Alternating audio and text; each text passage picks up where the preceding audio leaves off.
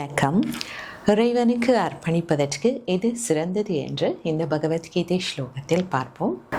பத்ரம் புஷ்பம் பலம் தோயம் யோமே பக்தியா பிரயச்சதி ததகம் பக்தி உபகிருதம் அஷ்னாமி பிரயதாத்மனக. அதாவது, எவர் பக்தியோடு இலை, மலர், பழம், நீர் என்பவற்றை எனக்கு அர்ப்பணம் செய்கின்றார்களோ அந்த தூய்மையான பக்தனின் அர்ப்பணங்களை நான் ஏற்றுக்கொள்கின்றேன் என்று கீதை குறிப்பிடுகின்றது. இங்கு நாம் எதை கொடுக்கின்றோம் என்பதை விட எப்படிப்பட்ட பாவத்தில் கொடுக்கின்றோம் என்பது முக்கியம் பெறுகின்றது. தூய்மையான பக்தியோடு கொடுக்கப்படுகின்ற எளிமையான அர்ப்பணங்கள் பக்தியின்றி கொடுக்கப்படுகின்ற விலையுயர்ந்த பொருட்களை விஞ்சிவிடுகின்றது. எளிமையான அர்ப்பணங்கள் பக்தியோடு கொடுக்கப்படும் போது அவை விலை மதிப்பற்றவையாகி விடுகின்றது.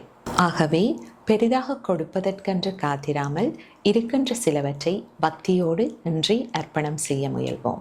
நன்றி.